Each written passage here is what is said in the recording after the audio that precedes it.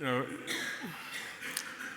the short answer, of course, is that there is no body and there is no second body, and that the physical reality is just information. But I understand what you mean, and there are people dating back for the last couple hundred years who have been looking at out of body, that as a phenomena. Well, out of body is a very poor name for the phenomena. There is nothing in your body that comes out of your body. There is no second body. But that does not stop people from using that particular metaphor. There's a group of people, IAC, International, help me out, Donna, what's the? Yeah, Academy of Consciousness, right. They are in Portugal. That's where they're headquartered, but they have little offices and things all around the world. And they have been studying out of body for, I don't know, a long time, 60, 70 years. Have a great big book that they have compended about their research. And they do all sorts of research, and they are based on this idea that it is a physical thing, a physical substance, a second body of ectoplasm that lives inside your body, and it oozes out through the top of your head, and then it goes places, and it has to come back. And that comes out of the late 1800s. And that ectoplasm body that flies off, which is what you're calling the second body, that's attached to the physical body with a cord, usually a silver cord that has to stretch between the two, much like a deep sea diver has an airline that has to be attached to the air. And if that cord were to break or something, it would be a terrible thing for both, because the body can't live without its soul, this ectoplasm thing. Anyway, this goes back to the 1800s. This was the concept. And they have photographs of ladies doing seances with ectoplasm oozing out across the floor and such things. Okay? All of that is metaphorical. It just isn't literal at all. There is nothing that lives in your body. Matter of fact, this system does not even render the insides of your body. As we stand here, all you see, all the data that comes to you, that you interpret as me standing up here, is just the data that describes what you see. That there's a heart in here beating, that there's a brain in here thinking, that there's organs and so on. None of that is in the data stream. None of that really exists. It's all just virtual. It only becomes physical when the measurement is made. Take a knife, cut open my skull, look inside, there's a brain. A measurement is made. Someone looks at the brain, then a brain is rendered. Until someone looks, there is no need to waste computer cycles rendering something that is irrelevant, like a heart or lungs. Oxygen in the room. There's no need to render oxygen in this room in a virtual reality unless somebody is measuring oxygen molecules. Then you have to render it. But again, when the measurement is made, that's what manifests it into this reality. Other than that, it's only potential oxygen. So that's the nature of a virtual reality. I think Bob Monroe was the one that coined the term out of body, because back in the 70s and late 60s when Bob was doing that, that was the idea. Something came out of your body, and it was often called a second body, sometimes a subtle body. And people tried very hard to measure it, to look at electromagnetic fields, all sorts of things were tried to measure this subtle body. Nothing ever succeeded to a very high level of proof, or I shouldn't even say that, evidence. It just eluded all the measurements, and that's because there is no second body. And you can't take something that is fundamentally non-physical from the viewpoint within this virtual reality and make it physical. And any things that you do that are physical aren't going to interact with it in a physical way. So I understand what you're saying. If we could just measure the non-physical physically, that would make it so much more clear to people. But that's an oxymoron. You can't take physical measurements of the non-physical. And it's not a substance, it's not a field, it is information, it's consciousness. Your consciousness, and that consciousness is not a function of the body, and it doesn't live in the body. Think of a virtual reality game. You know, I said The Sims, let's do a World of Warcraft. That's where you're a player, you log on your computer, up it comes on the computer screen, and now you have your elf running around in this virtual reality. You didn't come out of the elf's head. You know, there's nothing inside of World of Warcraft that they can measure that will measure you as the consciousness. You're in a different reality system. You're not in the same reality system as your elf. You're in a different reality system.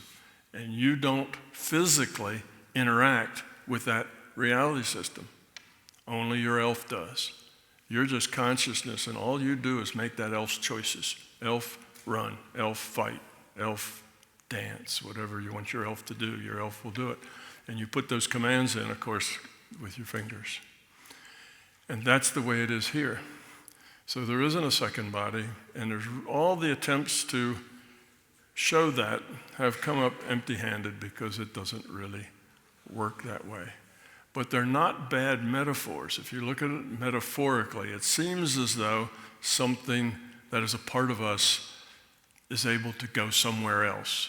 It seems that way, but that's not really what's going on.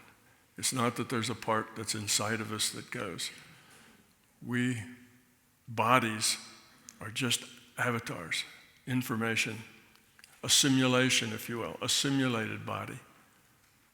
So it's a whole different paradigm where I come from than, say, the IAC that does work with, you know, they do talk about the subtle body, and ectoplasm is kind of an old word, and they try to measure it, and that's their model. And it basically was everybody's model. Everybody that talked about and wrote about out of body that I know of started with the assumption that it was something that lived inside of you, that exited you, and then got to travel around in other reality systems. It wasn't, I guess, till I came along that I said that doesn't work for me because it doesn't explain anything else. It's just a local explanation for an out-of-body. Whereas if you look at it from the bigger picture model of a virtual reality, now you can explain the out-of-body. It's not really anything out of the body, but you can also explain how the double-slit experiment works. You can understand why relativity works and C is constant. You can understand physics. You can understand the subjective as well as the objective. You can understand our purpose and why we're here and what we're doing and what the point is.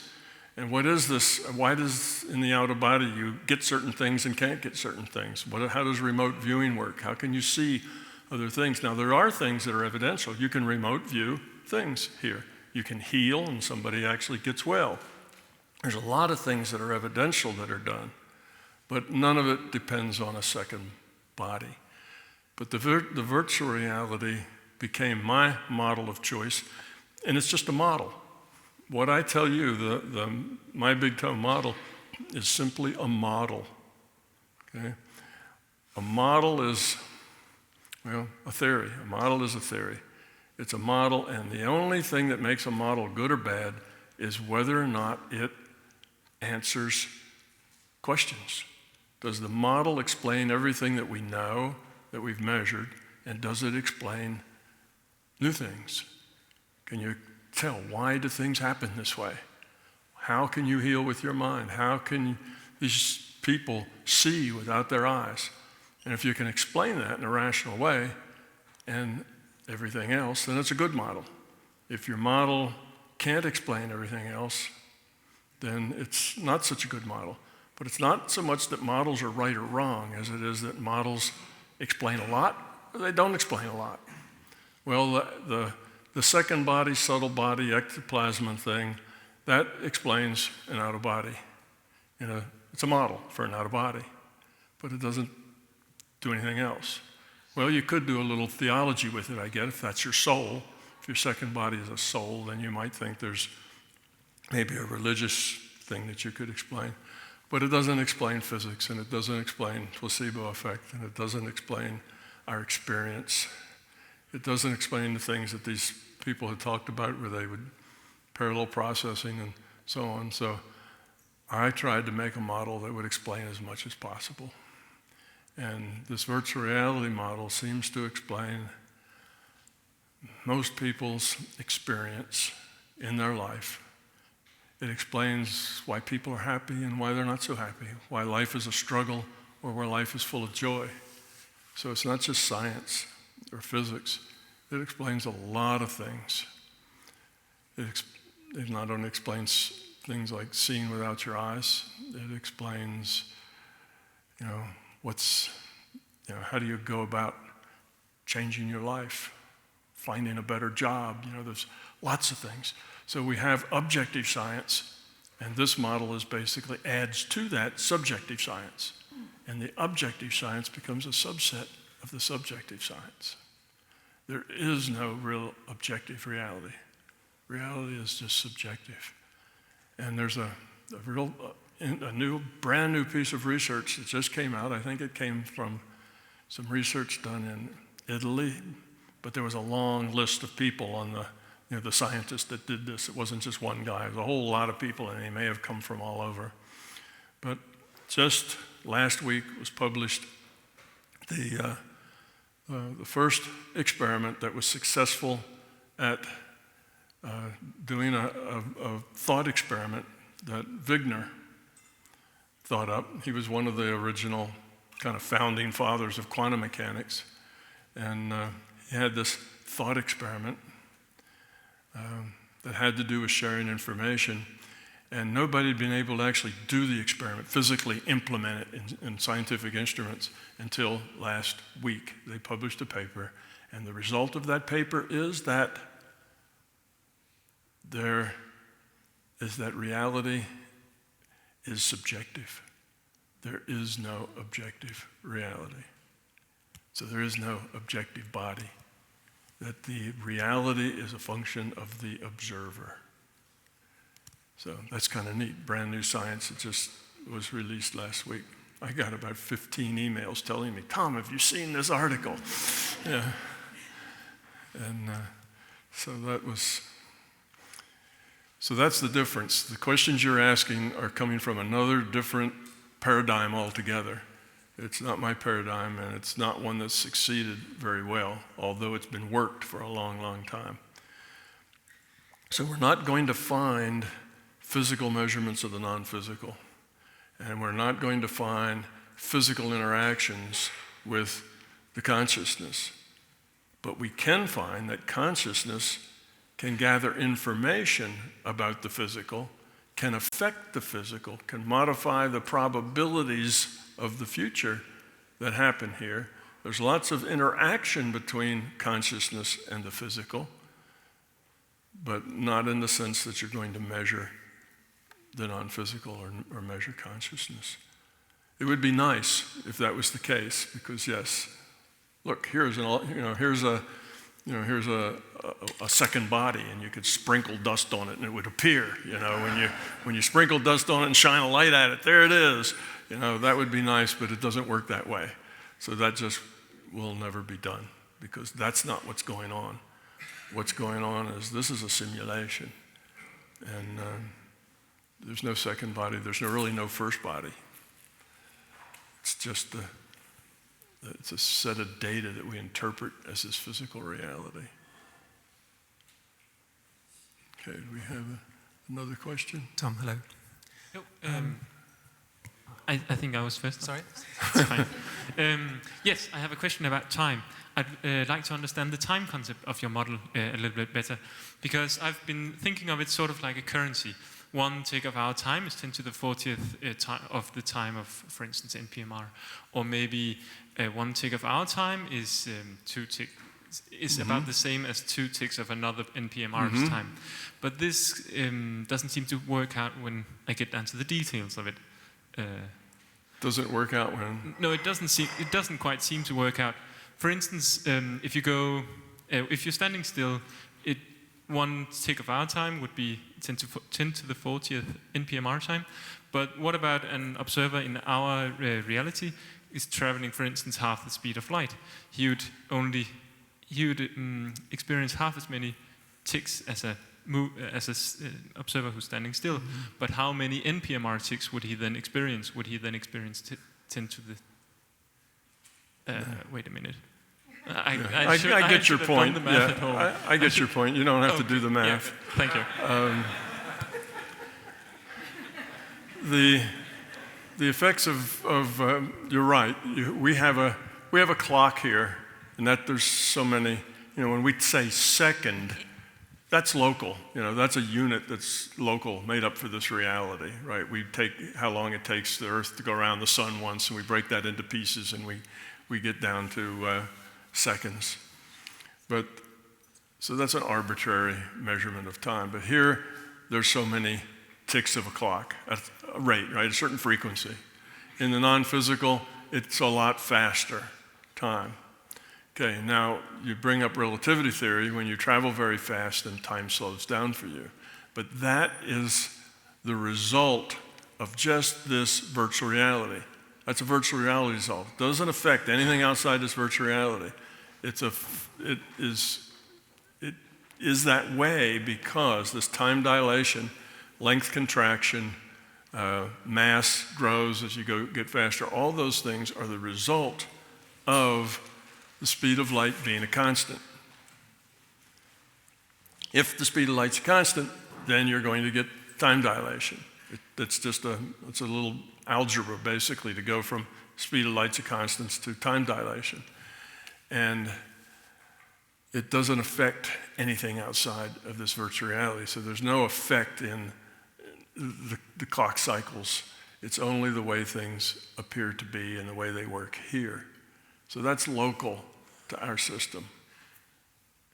Why is the speed of light a constant? The speed of light is a constant because this is a virtual reality, and virtual reality has every virtual reality, including The Sims and the World of Warcraft, have a maximum speed in which data can move continuously in the reality. I mean, not jumping from place to place, but just moving through space. Every virtual reality has a maximum speed. Ours is, we call it the speed of light. As light goes to maximum speed. And that is, you can go 1 pixel of distance for 1 pixel of time. So every delta t, every click, as you say, of the clock, you can move 1 pixel of distance. That's it. That's as fast as you can get through. It's not allowed to go 10 pixels of distance with 1 clock at a time because now you're teleporting. So if we keep motion smooth, every virtual reality has that speed. We're a virtual reality. That's why the speed of light is a constant. So in the World of Warcraft, the maximum speed is 1 of their distance pixels versus 1 of their things at their clock. That World of Warcraft virtual reality has a time clock. It's only updated so many times a second, and it has a smallest pixel that it produces. And that is its upper speed limit. So that's why we have relativity, because this is a virtual reality and it has a finite time and a finite distance. That's the smallest piece, the pixel. But it doesn't have anything to do with anything outside this reality. It's not related to time in general. It's only related to time here. Now you go to a different virtual reality, and there may be a different clock, a different way of going through things. In the dream reality, the clock's quite different than it is here. The reason the clock is such a small pixel of time here is because we have a lot of detail in this reality. And as scientists dig down into that detail by going, by smashing atoms in Geneva, we have to compute to smaller and smaller levels of detail, more and more resolution. And a good simulation won't run at any more resolution than it needs to. So simulation will only be computed at the level at which it has to respond. So as time goes on, our pixels have actually gotten smaller. Our resolution's gone up, and the speed of light has remained almost constant, but not quite. The way you do that is if the speed of light is a delta distance, pixel distance divided by pixel of time, right? Distance over time, velocity. So it's a delta x over delta t. Well, if you change delta x by exactly a factor of 10 and change delta t by the same factor of 10, the ratio stays the same. Speed of light stays the same. Okay, so we can increase the resolution but maintain the same ratio between distance and time. Now, one interesting thing is that we need to increase our resolution because of science digging deeper into the detail. Well, this is a digital simulation. You can't just divide by 2. You have to change things by numbers of pixels. You can't split a pixel in half. So you try to decrease the delta t and the delta x by the same amount, but it's actually impossible within the size of a single pixel, you see. In other words, when you divide something, you often will have decimals out, but you have to only do it by pixel width. Because it's pixelated, that ratio changes slightly because of the, if I had it at this pixel, it'd be a little too big, but if I move it one more pixel over, it'd be a little too small, and I can't split a pixel. So the ratio changes slightly. And what scientists have found is that the speed of light has changed through the years that we've been measuring it, just in the farthest decimal place. It's not always been constant. It goes up, it goes down, it changes a little bit, and that's an artifact of the resolution having to get better and better as science digs deeper and deeper. So it's just local here. Doesn't affect anything else in any other reality frame. So is that enough about time? Tom, could you please talk a little bit more about synchronicity and data stream? You dream in the morning, it's going to happen in the afternoon, for instance. Or 2 guys in New York, one has the imagination what is going to happen to the other guy in Sydney 1 week later, and it's happening. Mm-hmm. Could you connect that synchronicity Sure. Principle and data stream? Sure. There's several kinds of synchronicity. What you mentioned, the example you mentioned is like precognitive dreams or precognitive knowing, that you know things that are going to happen. Okay. There's other synchronicities that are really things just seem to happen out of the blue by chance that make a big difference in your life. And sometimes there's a whole series of these things. And the fact that they just happen to happen in that way at that time seems like it defies chance. And that's a different sort of synchronicity. In other words, you walk through a bookstore and suddenly a book falls off the shelf and what's that? And you pick it up and it's just the thing you need to look at that solves a big problem that you have. That's also called synchronicity, where stuff just happens when you need it. And if that happens once, you'd figure, well, that's just circumstance. But if it happens every other day, then it's not just circumstance. There's something else going on there. And what allows that synchronicity to happen is that the larger conscious system can control that. It can push that book off the shelf if you like. Remember, this is a virtual reality. It can arrange things such that what you need comes together for you. But it has to do it within the general uncertainty of the situation.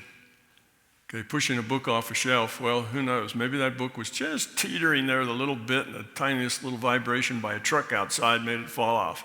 Nobody really knows. It's completely uncertain why that book fell. So it's kind of lost in the uncertainty. Plausible deniability that anything, paranormal happened. So that kind of synchronicity is rendered. Virtual reality can be modified a little bit to make things happen and give people what they need when they need it.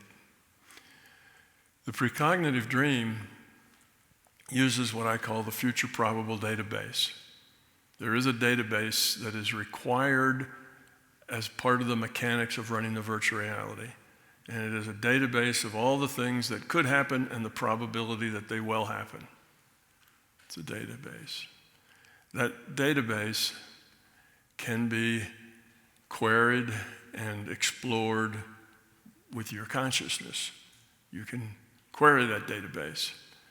And there's two ways that things happen there. One is that some things become very likely. And the closer it comes to the present moment, then the more correct that database is going to be, because there are fewer and fewer possibilities as you get down. Further out, there's lots. So if you go way out, the probability database is kind of flaky. It's not all that good. But if you get in pretty close, like within days or weeks, some things are very easily predictable. And a person can get that sort of data out of a database and know that his friend or partner in Australia is going to have an automobile accident or something, and sure enough, he does. That could be just getting data out of a database. On the other hand, remember I said that the system tends to do things individually to people and to us as humanity to help us see a bigger picture, kind of wake-up call. Hey, reality's bigger and stranger than you think. It's not just material.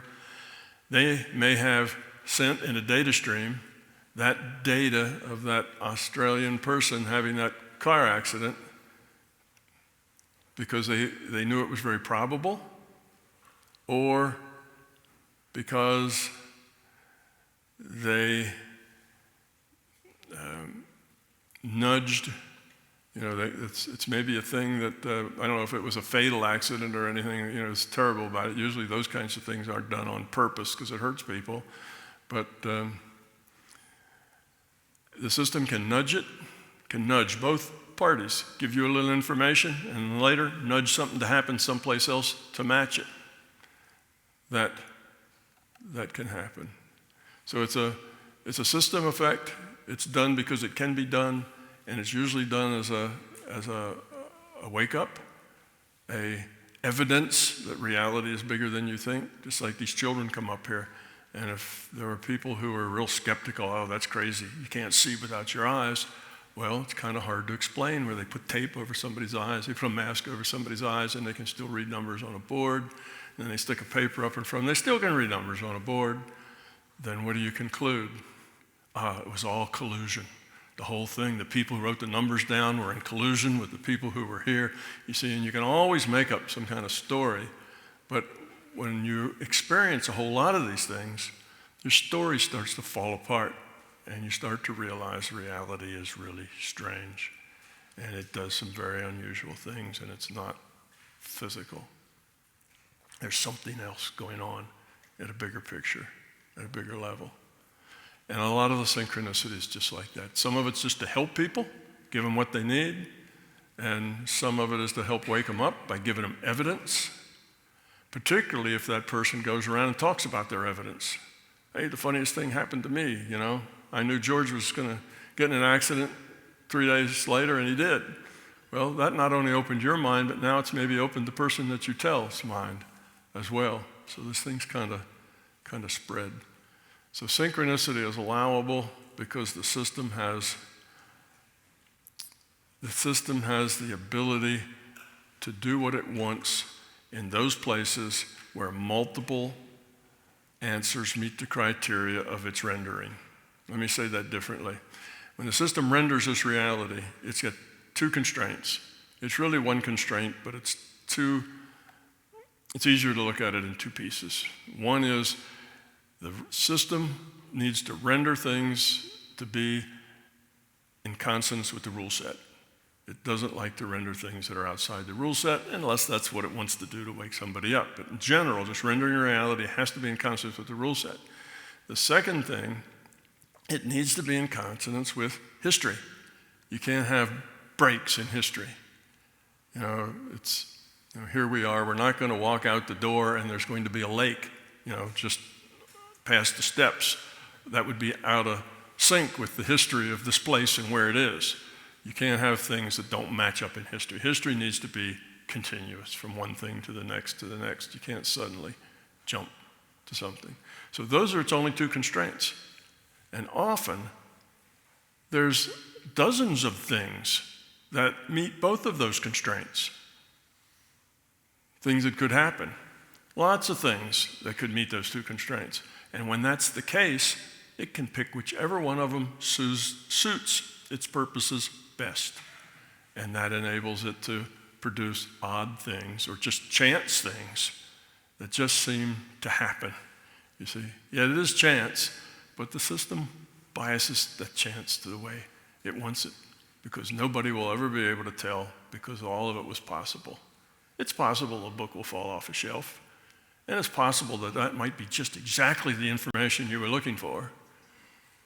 The fact that it happens, mostly it's not just luck, it's because it was a message, it was something important. Sometimes it is just luck and things happen, but not always. And the other side of that, it's, all of life isn't scripted. It's not like everything that happens has a special meaning that you're supposed to take from it. A lot of it is just chance, but some of it is not. So that's synchronicity. It's a tool the system can use.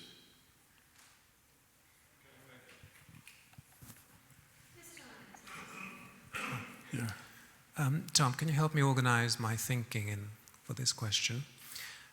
Just from personal experience, how confident can we be? Is the evidence overwhelming to favor your model versus another model? The other model might be, for example, that we are actually physical, but we have an innate ability to access a database of some kind. For example, the future probability database, or whatever it might be. How confident can we be, given that all data is the same, right? It might be imagination, it might be out of body, but data is data. And given also the background of a healthy dose of skepticism, uncertainty principles, and that kind of thing. Okay. And sorry, one other caveat. From personal experience, excluding double-slit information problem and experiments and the like. Okay, tell me that last part again, the other part. So just from personal experience, excluding external things like lab experiments, just from the data we're getting, how can we be sure it's one model versus the other model? Okay. From the data that you get, you probably cannot be sure of what's going on. That's why you need to always stay skeptical. It's important to stay skeptical. The thing that people who listen to me very much hear me say is, if it's not your experience, it's not your truth. So you should be skeptical of what I tell you, what you read, everything. You should be skeptical. And you have to look at it in the terms of your own experience. From your experience, what rings true? What seems to match my own database, my own experience? And then you make up your own toe, your own big toe, right? Your theory of everything, of how things work. And then you build that, but you always stay skeptical of it. And then as you get different data, you adjust it. And more data, you adjust it. And that's the way you should go through life. My big toe should be nothing more than a kind of a jumping off place to develop your own big toe. So there isn't any way for you to know what the right answer is. Just stay skeptical but stay open-minded. You look at the facts of your experience and say, does this fit? And if the answer is yes, well, okay, take the next step. If it's no, find out why, and if you can't rectify that, then say, well, that theory doesn't work for me. It doesn't explain my experience. So that's the way we all go through life. That's the same thing I did. So it's not helpful for you to believe in my theory that that is the right answer. Look at models just as models, just as theories.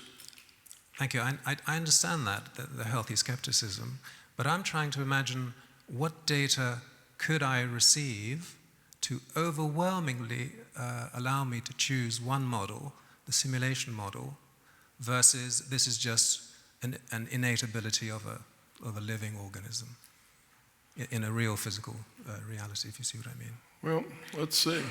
You can probably define anything as an innate ability. We'll take all the things that are outside that our current science will tell you about, which are all the things that we think are objective facts.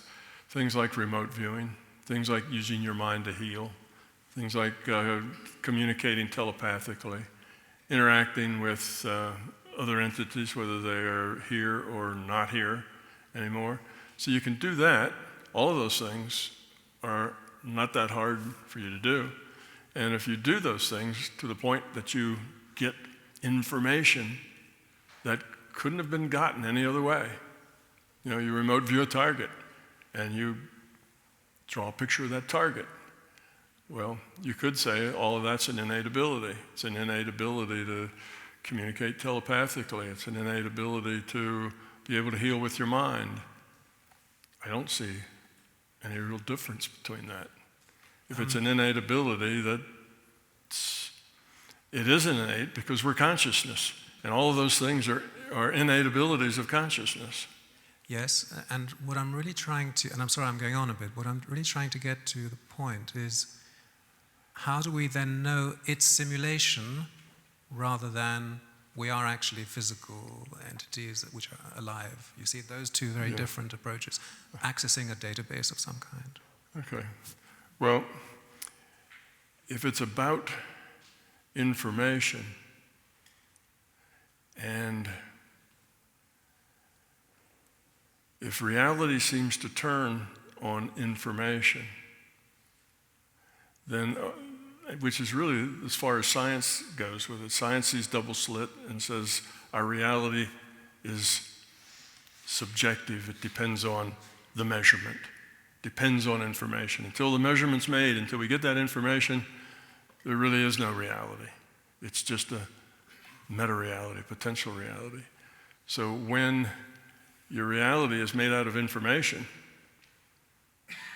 not out of stuff, then reality becomes an information system. If reality is an information system, then there's only two ways to make an information system. One of them with gears and cams, called an analog information system, and the other is with digital ones and zeros. So information, that's what information is. A bit is the smallest piece of information. So they're just bits. So once you break information down to the smallest piece, you've got bits. And if you have a system that works with those bits, a digital information system, which makes it a simulation of virtual reality, just seems to make sense. But again, that's a metaphor. The fact that it's a digital information system is just, we go to that metaphor because it's information. And information is bits, and bits are digital. So that's the connection. It's just, that's how we describe information. Information comes in units of bits. So that makes it an information system. So now you end up with the big computer, rather than some, analog system or some other system. It's just the natural way to model information. But that's a metaphor. It's a model still. you. Who's next? My question is, do the good and the bad exist in absolute terms? Because I, for myself, came to the conclusion that it's only subjective. And, for example, if something's good for me, it's not good for another person. And there isn't a thing such like a person that's only bad. But I remember you saying once in a video that you made experiences in other physical realities, other PMRs, were less restricted than ours, and you saw things that were more beautiful than we could imagine, but also more nasty than we could imagine. Mm-hmm. And so I thought, does it exist, the good and the bad, like Yes. really in absolute terms? Yes, it's not all relative. There is a fundamental good and bad. And what's considered good and bad can be relative to culture, to beliefs, all sorts of things, but that's what's considered good and bad. As far as if you look at it from the perspective of our purpose here is to evolve to higher quality consciousness, to lower our entropy, then what's good is what is on our path to lower entropy, and what's bad is on our path to higher entropy. So you can just look at it like that. As we get closer to becoming love, that's good. As we get closer to being fear, that's not good. And that entropy measurement, if you will, entropy is a measure of disorder. Fear being very disordered and love being very ordered. That determines right and wrong. So that's the fundamental basis of morality. And that morality is not attached to what you do as much as it is attached to your intent behind doing it. So what you actually do could be good or it could be bad based on why you're doing it. What's the intent behind it?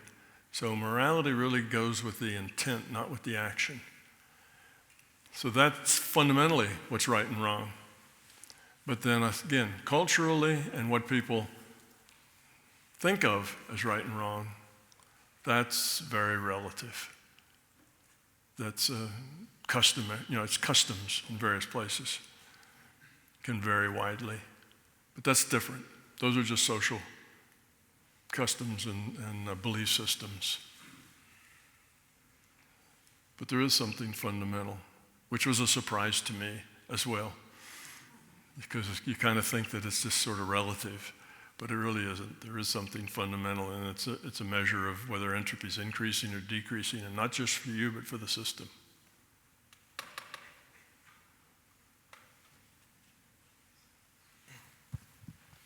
Hello, Tom. I have a question about the second law of thermodynamics and your theory. In physics, there's the second law of thermodynamics, which states that the entropy of an isolated system can never decrease. Now your statement is that the LCS tries to decrease its entropy. Mm-hmm. Can you explain the context of the second law of thermodynamics that seems to be parts of the rules of our world with your theory? Okay. Things in our system decrease their entropy all the time. Entropy just is a measure, like I said, measure of disorder. What it says within a system, the whole system, there are those pieces that are increasing and those pieces that are decreasing. When a crystal forms, when you have a solution that's saturated, say in salt or some other things, and that solution has high entropy because it's just random, molecules randomly swirling around in a solution, and then they start to crystallize and they start to form very specific patterns. That lowers entropy. When some child is born or some, rabbit has offspring, it's just that idea of creating new life lowers entropy. You have a whole new structure growing there. And as that child or entity grows, it gets more complex and whatever, and entropy is being lowered. But second law of thermodynamics is that the universe, that's the system. the universe. In the universe, the average entropy, because pieces are increasing, pieces are decreasing, has to always be, the change in entropy is always to the negative. In other words, entropy is always growing. The universe is running down. And that's true of everything. Everything runs down. Everything has a vapor pressure. By vapor pressure, that means things evaporate. Molecules are lost. So scientists would predict that if we wait long enough, even past the point where our sun explodes and we're all fried, the little crispy critters here, through the solar system, but way past that, the whole universe will be nothing but like hydrogen, gas, and elementary particles. That'll be all that's left, because eventually it all runs down. Everything has a shelf life. Everything decays. Everything dissipates. Even if you put a chunk of steel here, if you wait long enough, that chunk of steel will evaporate. It has vapor pressure. Little molecules of steel fly off every once in a while. Not a lot, doesn't have a very high vapor pressure, but eventually everything decays, turns to dust, turns to individual molecules. The molecules turn into atoms and energy and heat and other things. So that's the second law of thermodynamics. But what the law says is that you can make the entropy decrease in a subsystem of our universe if you put energy into it. In other words, you can build things. You can construct. You can take things that are random, like a whole pile of lumber just thrown in a big pile, high entropy, take all that lumber and build a house. Now you've created lower entropy. That lumber is now put in a very particular, shape or form in such a way that it creates structure and order, and you can make a house out of it. That's lowered entropy, but it takes energy in. The pile of lumber doesn't miraculously turn into a house unless energy is put into it. It's the same way with consciousness. You're evolving the quality of your consciousness by lowering entropy of your consciousness. Lowering entropy means creating information. Again, all your system's random bits. You take those random bits and make some order out of them. That order is defined as information. Randomness has no information. Okay. And if those ordered bits actually mean something, they're a symbol for something, or they have some other value, then the entropy gets lower yet because it created more order. So you are trying to lower the entropy of your consciousness. You do that by becoming love. And that's another 15 or 20 minute discussion if you want to know how that's connected. But if you stop working at it, if you stop putting energy into it, it will start going the other way. The minute you say, all right, I'm enlightened, I'm done, I'm love, I'm perfect, I quit, I'm just gonna smoke dope and watch TV, I'm done. Well, as soon as you say that, you start de-evolving. Because if you're not constantly practicing it, you're not constantly intending it and doing it, you start to de-evolve. So you're never done. You always have to keep working at it. You have to keep caring. It has to be something that's a part of you that is constantly engaged in growing up. Otherwise, you start growing down. So it's the same thing. If you put energy in, you can decrease entropy. That's why you can't become love just by watching TV. It requires energy being put into it. It's not something you can just wait to happen. You have to make it happen by working on it. It takes effort. And by that effort, you can lower entropy. So we lower entropy in this universe every time we construct something or build something, or a new entity is birthed here. But in the overall big scheme of the universe, it's decreasing faster than it increases. Why? Because in order to build that building or that structure, it takes energy. You take a lot of stuff and raise its entropy. You burn gasoline in the generator that runs the rat-a-tat-tat tool that puts all the all the boards together, you know, the automatic nailers and things that they have. So you're taking gasoline, which is more ordered in the liquid, and you're turning it into fumes and heat. So you're just raising your entropy to do it. You see, so it takes energy. You consume things in order to build things. In the big scheme, no processes are always perfectly efficient. Therefore, you're always going to spend more resources than what you get out on the other end. That's why entropy always decreases. If you have what physics calls reversible processes, that's a part of thermodynamics. You have reversible processes, in other words, a process without friction, without consumption. Then you have the possibility of zero entropy, no decrease, it just stays the same. But real processes in our world are never, well, I shouldn't say, yeah, they're never reversible, that's probably true. So it always comes out less in the end. So that's second law versus what we're doing here with our consciousness. Our consciousness abides that same sort of law. You get nothing if you don't put any energy into it. And you have to keep putting energy into it to maintain it. Same with your house and your car. You've got to put energy into it to maintain it. Otherwise it deteriorates.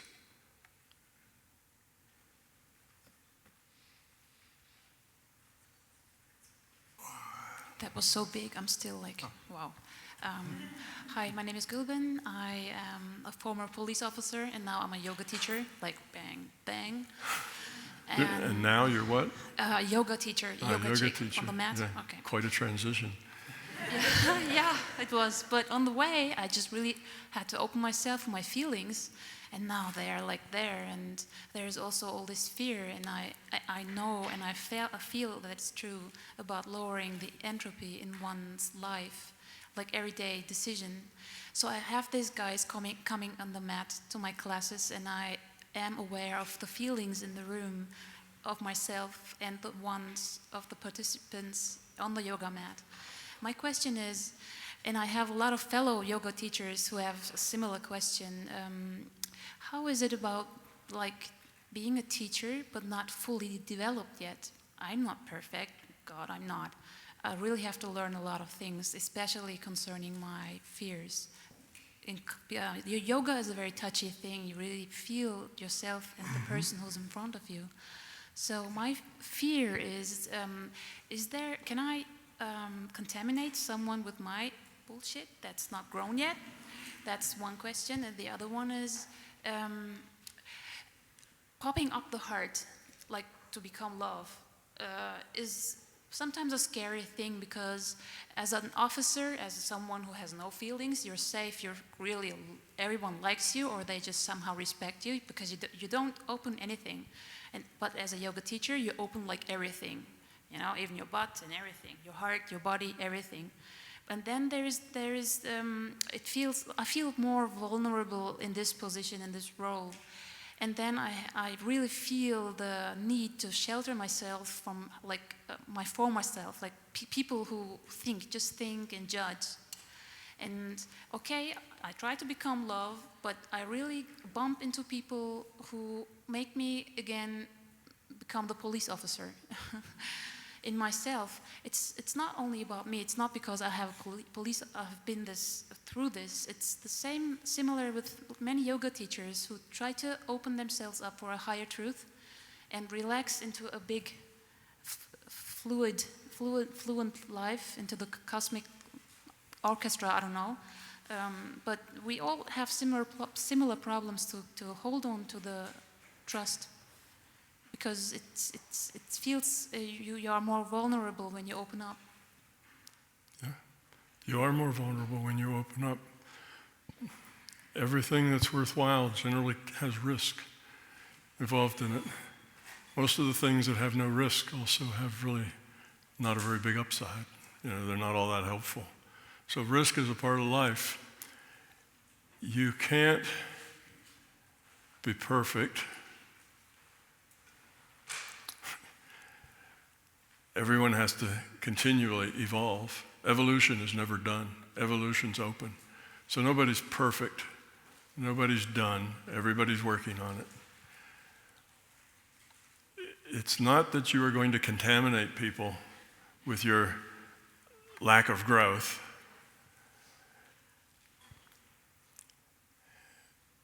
Everybody is here making their own choices. We take in the data we get, the interaction we get from other people, and we make choices. And then we deal with those choices.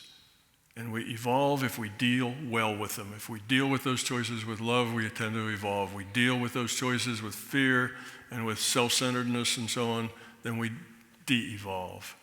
And that's what it's all about. So when you interact with people and you help open them up, what you're doing is giving them more choices, another set of choices, other things to think about and feel and be, and other parts of who they are and what they are, and how it's related to, them physically and how it's related to them non-physically. You're opening other people up. Now, that may turn out to be a problem for some people.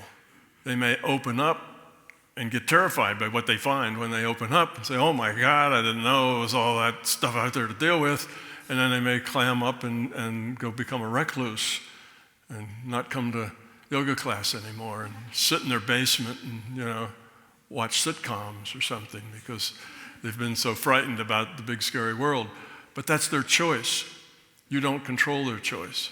It's their choice. You give them opportunity to see the world in a bigger and more connected way.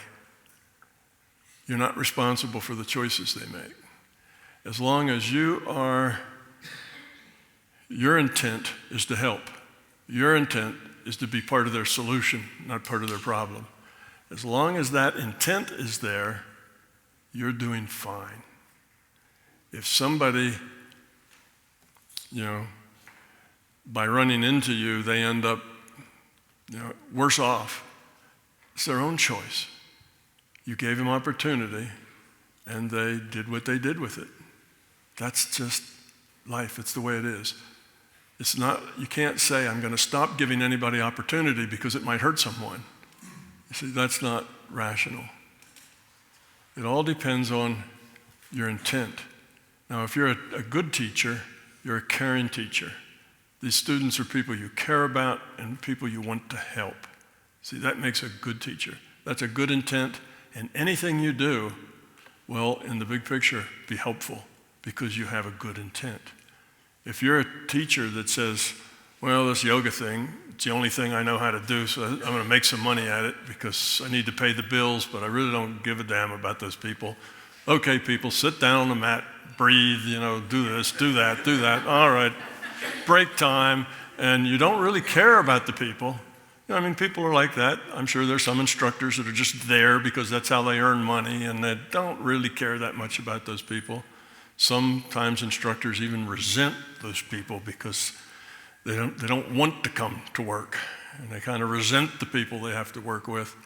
Some teachers are like that. I've been in school. I've had lots of teachers, and some teachers just inspire you because they care, and other teachers just harangue you and harass you because they don't care. But they're all teaching the same subject. You learn from the good ones. You learn also from the bad ones. But you learn different things. So as long as your intent's good, let the chips fall where they may and feel good about it.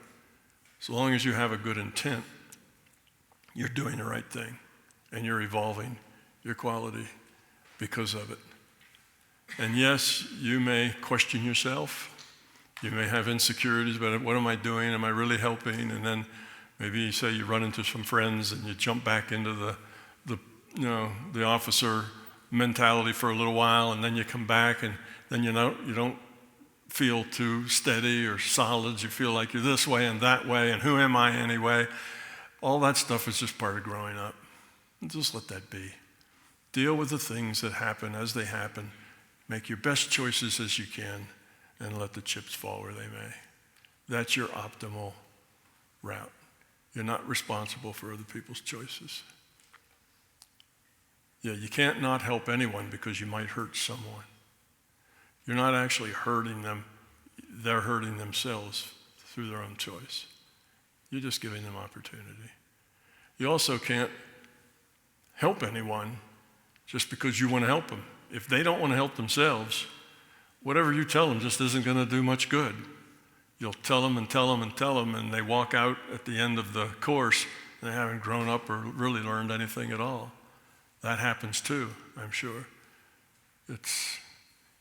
You can't change people. You can only give them opportunity to change themselves. Sounds like you're doing that really well.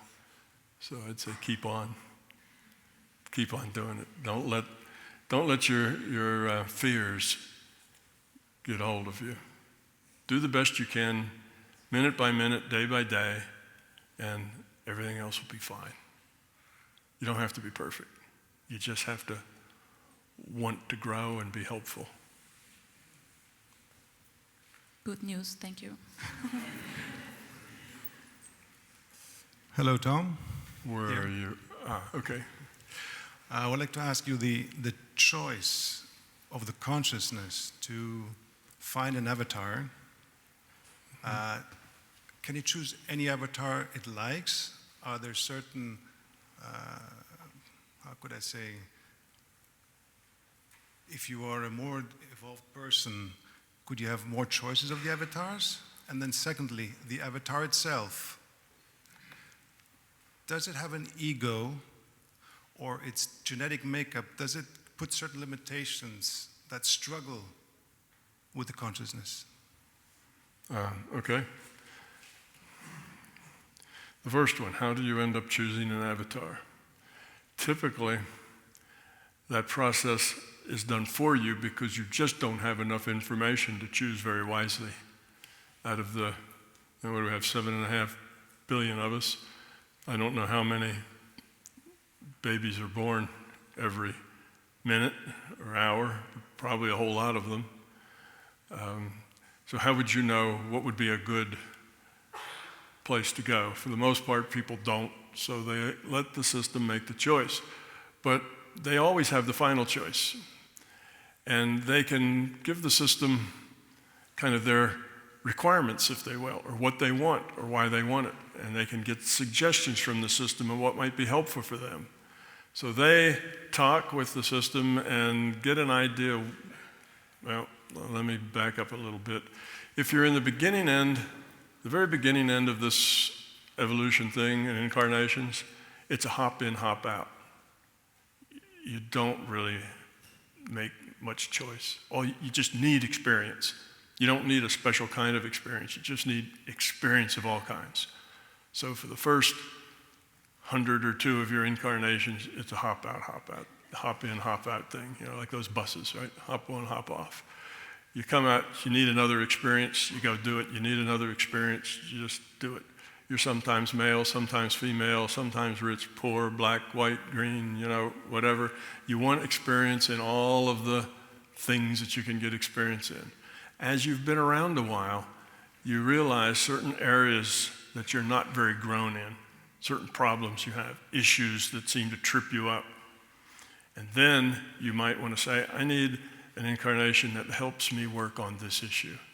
Or the last 5 times, I've really bombed on this issue. I need something a little easier on that issue. I don't want to bomb again. So I need a little rest this time to get some success under my belt. Well, then that's maybe a good idea too.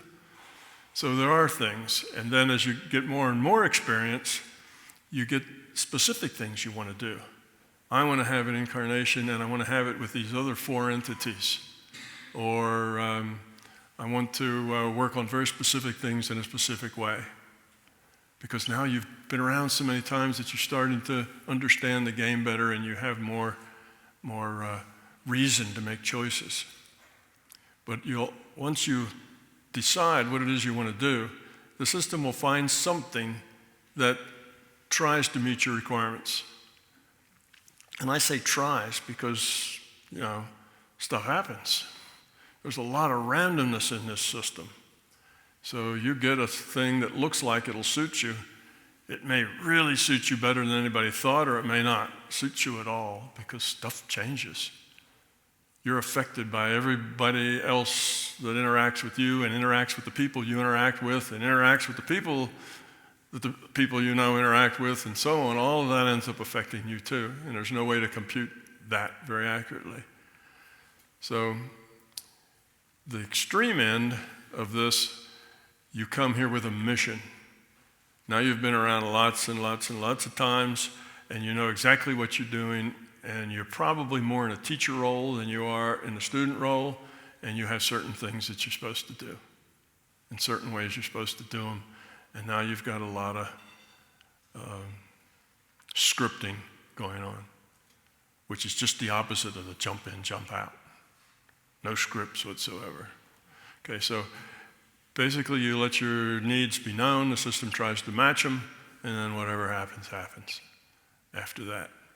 You do end up doing better if you have diversity. You know, if you always would incarnate in the same kind of role, well, you're just limiting your decision space. Your decision space is a space that represents all the choices that you have. So if you always are, you know, a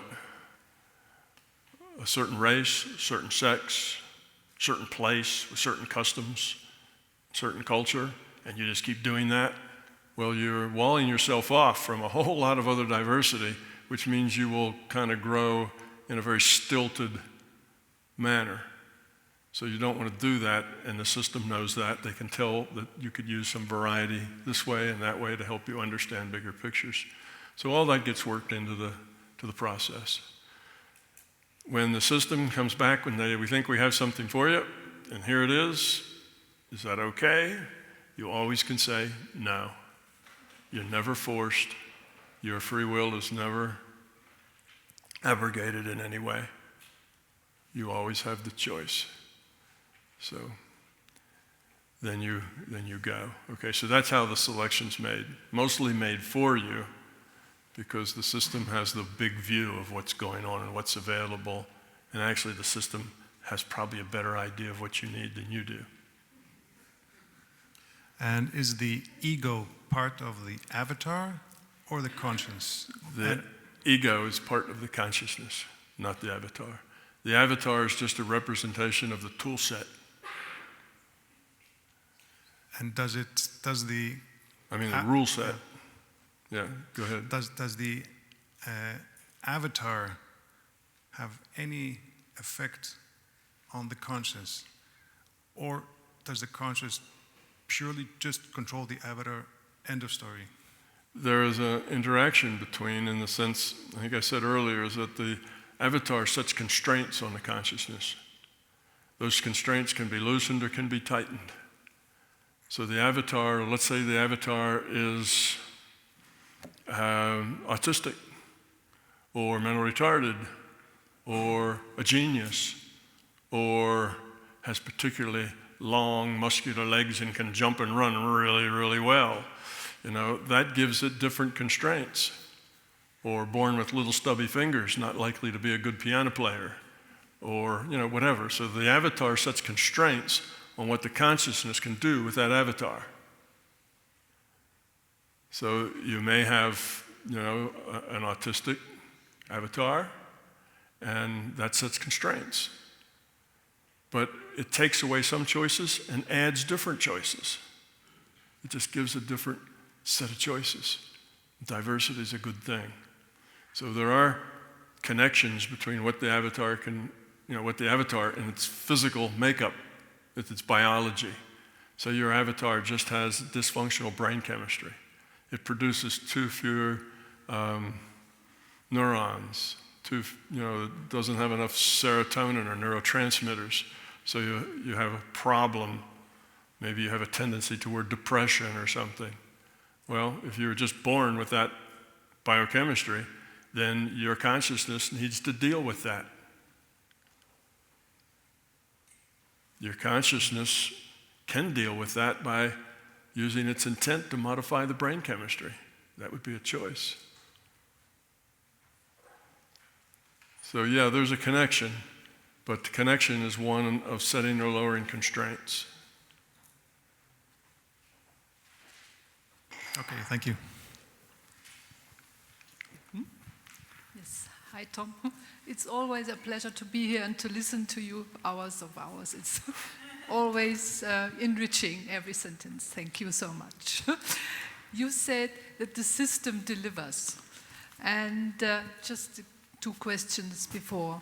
And a few days ago, the system delivered to me.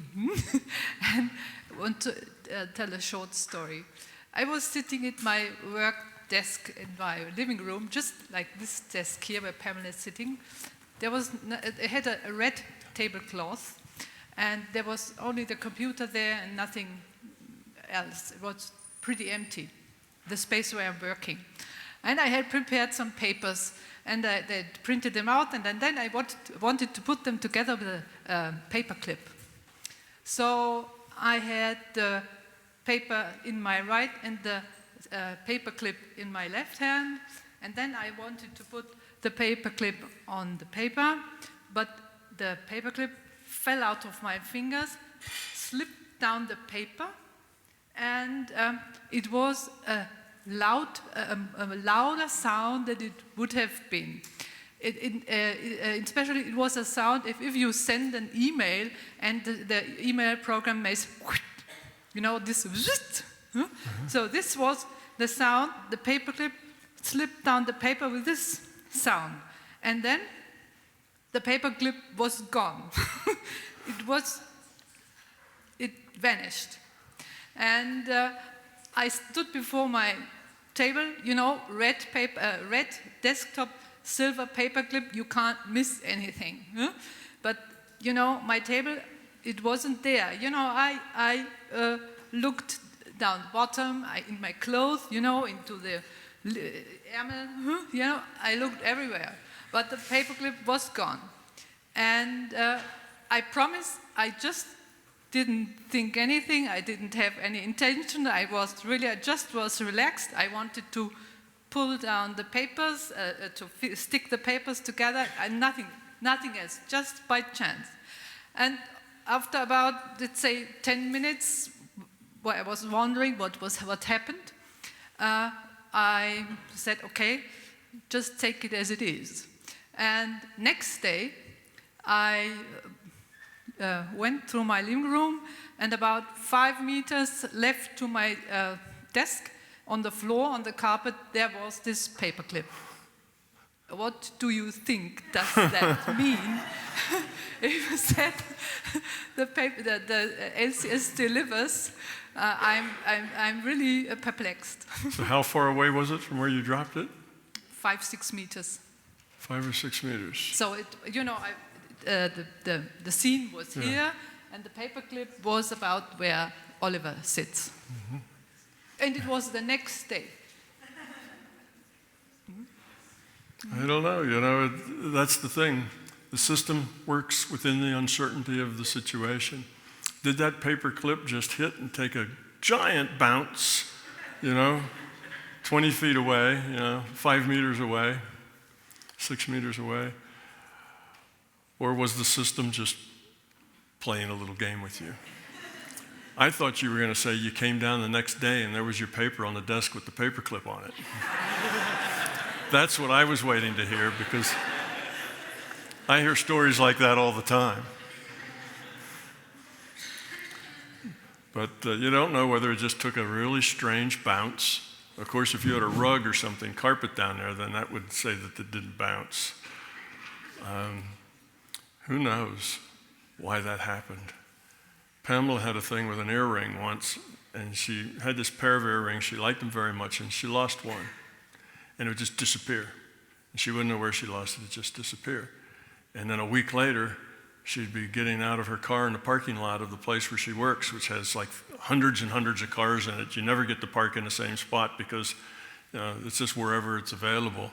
And she opens her door, and it's right in front of her door at her feet, laying in the parking lot. The thing is, she lost that same earring at least 3 times, maybe 4 times, and it always was the same. It would disappear, and then weeks later, it would just show up somewhere improbable, you know. And I think one day it didn't show up. I actually bought a second pair. I liked them so much, and I always lost one. So I bought a second pair, and then after that, when I lost one of them, it didn't come back. And now I won't wear them anymore because I'm afraid that, that that's it, I'm done, that all the luck I had with those earrings are done. But they're real pretty and they're unusual. You can't find them. I mean, I had to find the second pair on eBay. They don't make them anymore. So now I'm scared to wear them. But they would just miraculously show up in strange places. After I'd given up, thought they were gone. Although I did put energy into, I gotta find them. Then I'd find them. Yeah. But those sorts of things just happen. It's just life is full of interesting oddities. And the more you're open to that sort of thing, the more it happens.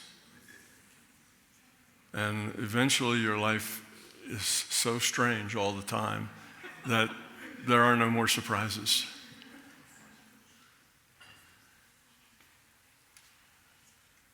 It's me. You. Yeah. Hello, Tom. I have two questions. The first thing is, as I saw in your videos, you explained that before, knowing like in an intellectual way doesn't change anything. It's more the being that changes and brings development. Mm-hmm. And I have a question about that. How do you or did you manage personally to transfer what you experienced further to a changing of the way you be and of your behavior? Mm-hmm. So to transfer it from kind of knowing and believing to changing the being of yourself. Yeah. Can you give an advice on that? Sure. When the difference between the intellectual level and the being level is, it's very difficult for people who are very left brain and into the intellect. They live out of their heads. It's very hard for them to conceive of this thing I call the being level. Like, what's that? Do I have one? But yes, everybody has one. It's who you are at the core of you, not necessarily who you pretend to be or who you think you are, which is where your intellect is. Your ego is very much intertwined with your intellect. This being level is a place that you can think from. You can think at that being level. You can think from your intellect. That being level is also often called the intuitive level. It's an intuitive space. It's just where you know things. Your emotions come out of the being level. Nobody hardly ever has something happen, they think about it a while, and they say, well, I should be angry now. And then they get angry. The intellect doesn't do that. That anger boils right out of their being level. That's who they are. So there's ego and fear down there in that being level too. It's just who they are, not their image or who they think they are, who they want to be. So how do you get in this being level, and how do you transfer stuff from the intellect down to the being level? It's a slow transfer process. It takes time, and it takes intent. You have to want to transfer it. You have to want to be it.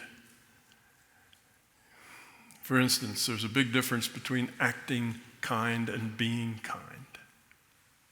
You can act kind because you think that's what you should do. It's the way you ought to act. Other people are watching, and you'd get some points if you did something really nice for somebody. And you could tell your friends about it. What a nice thing you did. You say, that's acting kind. You do it because you think you should. Being kind, you don't think about it at all. It doesn't pass through your intellect at all. It just is the way you are. You just act that way without thought. Another way of looking at the being level is being in, quote, the zone, unquote. Being in the zone means you let go of your intellect and do things at the intuitive level. Now, for instance, touch typing. If you use your intellect to type, you'll never type very fast. Oh, there's the E, there's the A, there's the S next to that. Let's see, where's the T? Okay, up there's the T. If you have to look at it, find the lever, and then push a finger on it, you'll never type very fast. That's the way your intellect types. When you get in the zone, you don't think about it, you just do it. You read the words, and your fingers move to hit the right key without any intellect being involved in it. And then you can type really fast. See, because you've taken it out of the intellectual space and got it into the intuitive space. That's the same with almost everything. Athletes will tell you that, and I mean really good athletes, the kind that are, Olympic grade athletes, professional athletes will tell you that the game is like 80% mind. Because if they're going to succeed, if they're going to win, they have to get in the zone. Nobody ever threw a javelin and said, all right, let's see, is my grip right? All right, now, okay, the hand goes back like that. Am I holding it level? All right, that's good. If you have to think your way through it, you'll be terrible at it. You practice it and practice it and practice it just like you're typing until it's all done at the intuitive level. You just do it because it feels right. And on that day when you do really well is the day you're not thinking about it at all. You just let it flow, and then it works very, very well. So that's getting in the zone. An example that I like, just an example I ran into a few years ago, was a painter in my house, and he was painting the little wooden pieces around windows. It had a whole bunch of windows, and they all had all this little wooden trim around all the little window panes. And he didn't use any masking tape. Other painters would put a piece of tape down, so when they paint that little wood frame against the glass, if they got out of line and they got it on the glass, well, they wouldn't really get it on the glass, they'd get it on the tape, and then they could pull the tape off, and that's the way they do it. But this guy didn't use any tape. This guy was fast. He'd dump his brush, he'd look at it, and he'd put it up there, and he would leave no molecule of wood unpainted and no molecule of paint on the glass. How he could arrange those molecule by molecule like that was just, he was in the zone. And if you watched him, you could tell. You could walk up and stand next to him and he wouldn't even know you were there. He was in the zone, and that allowed him to be very, very accurate and very fast. So that's working at the being level. To do anything really well that requires focus, you do it better at the being level. You're better at it at the being level, including meditation, healing, remote viewing. You can't remote view from the intellect. You'll never get anything right. Until you can get into the being level, you'll never succeed. That's a key thing. Same with healing. You're never going to be too good at healing if you had to do it all from the intellectual level. The intellectual level is called guessing or wishing. The being level puts your energy into that in a much more powerful way. So it just takes practice. It's slow. And one of the ways to get it into the being level is through repetition. Just keep doing it and doing it. So let's say you say, I want to be more kind. Not just act kind, I want to be more kind. Well, you make a conscious effort, that's your intellect, to be kind. And you're probably acting about 80% of that, but as long as you have an intention to become kind, just fundamentally kind, you will. That starts with the intellect, it'll progress over time and become just the way you are, not the way you act.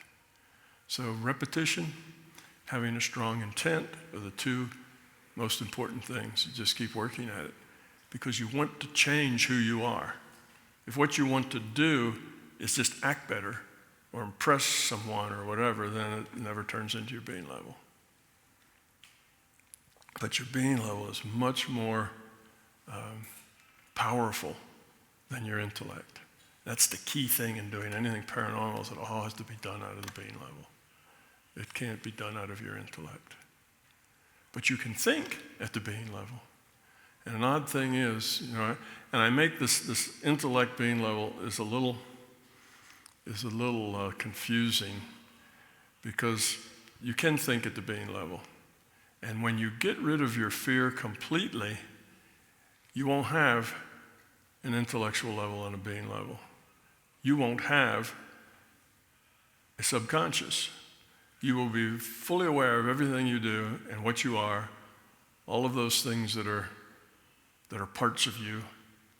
That in the Freudian model, you'd have a subconscious, you have an id, You have an ego and a superego. And if you get rid of that fear, you're just one thing, and you're aware of all of you. And you think from the being level. All your cognition is just done at the being level. Now, I say that, that's a model, and I say that because most of us express our ego with our intellect. So that intellect is tainted by the ego and the belief a lot.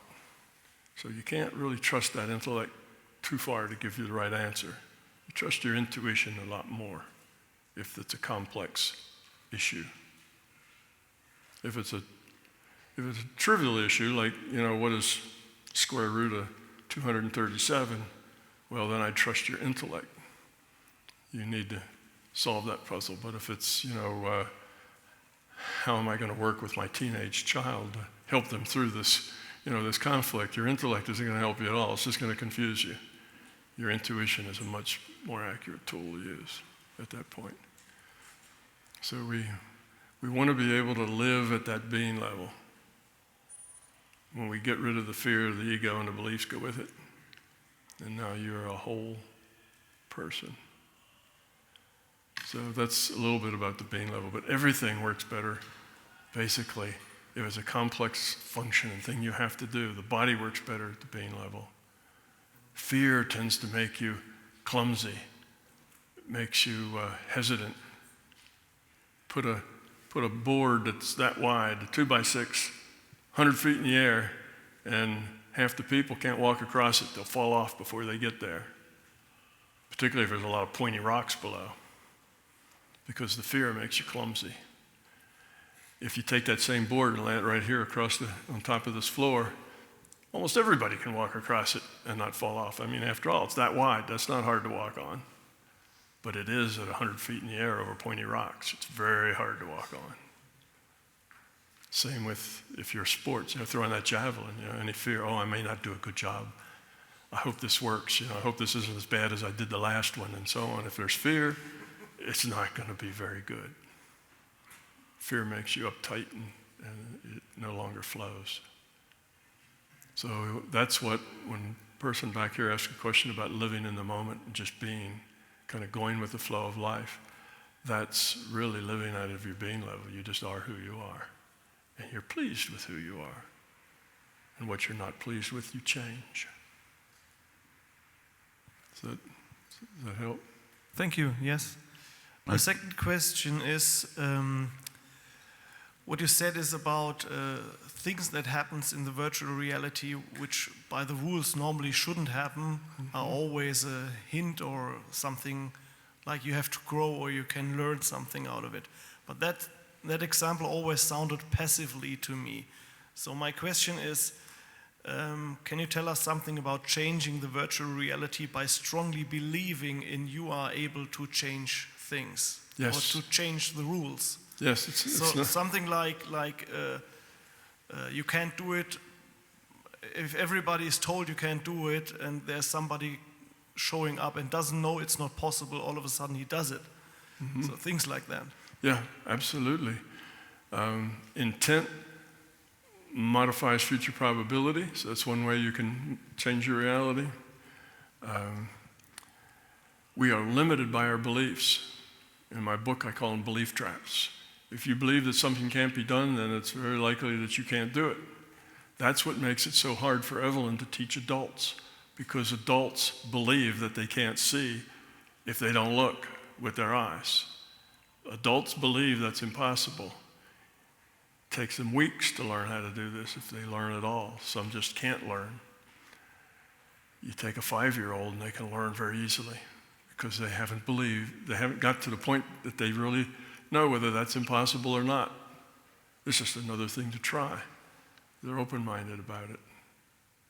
So, yes, that's why physics changes one funeral at a time, because you have the young people coming in and they haven't been indoctrinated yet into the proper way of thinking. So that means they have a bigger set of choices. They've got all these choices of things that they can do and think about until they find out the proper way to thinking is only this set. It's just a narrower set of responses that you can make or things that you can consider. And that's never good. That's always bad. So we limit ourselves tremendously with our beliefs. That's what is limiting in most of our cultures. Our cultures have good things in them that help us, and it has bad things in it that limit us. And it takes us a while to figure out which are which.